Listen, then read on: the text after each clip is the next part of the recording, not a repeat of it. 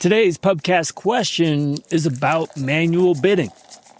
Let's go. Hey, John, it's Nate.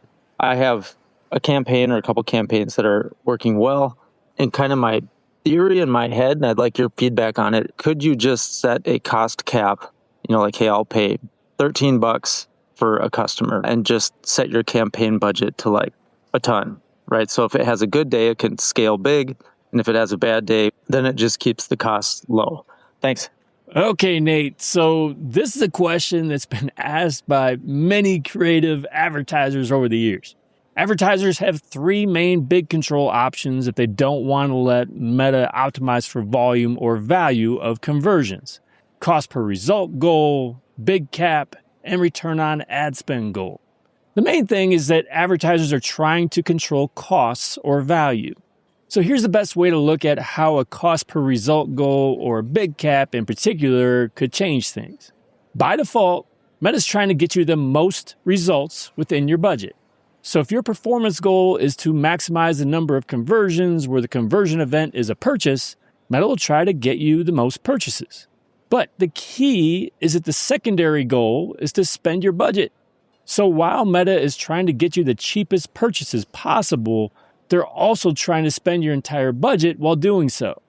As a result, for a given day of ad spend, there's a mixture of expected costs to get a conversion from a given person. One of those factors is simply the competition for that person. Now, of course, Meta can't guarantee a purchase out of anyone, and that's an important key here. Meta can show your ads to the people most likely to convert, but ultimately, Meta can't force anyone to buy.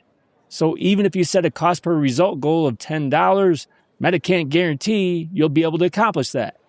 A good way to illustrate what might happen when you set one of these manual bidding options is if you are optimizing for link clicks rather than a conversion. Meta's already trying to get you the lowest cost per link click by default, but they're also trying to spend your entire budget.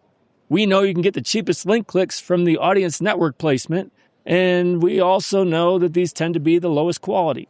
If you're spending $1,000 per day, Meta's going to spend a decent chunk of your budget in audience network by default, but there's some limitation there in inventory. So you will still have your ads shown elsewhere.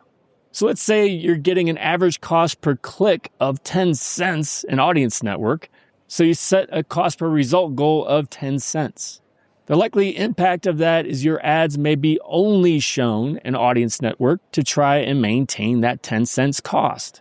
And if Meta can't get you into enough auctions from that placement, you may struggle to reach your budget. But that's because you've eliminated the requirement of Meta needing to reach your budget every day. Now, while Meta can predictably get cheap clicks from audience network, cheap purchases aren't as simple. Meta will try to keep your cost per purchase around your goal, and part of that may be avoiding highly competitive auctions. But ultimately, Meta is bidding in the auction for your ad to be shown, and you're going to pay for those impressions regardless. Admittedly, I haven't used manual bidding in years, but trying to outsmart the algorithm with manual bidding isn't a new idea. It usually fails. I'd worry about the quality of results if not optimizing for a purchase. It seems most viable when optimizing for a purchase, but even then, it would likely lead to very inconsistent delivery and results. That said, I have absolutely heard from people who swear by this. So is it worth an experiment? Absolutely. But I wouldn't expect miracles. Thanks for your question, Nate.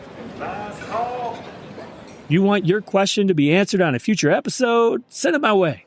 Go to johnloomer.com/question and record your question today. You may just be featured on a future pubcast. Otherwise, thanks for joining me again today. Until next time, do awesome things. I'm out.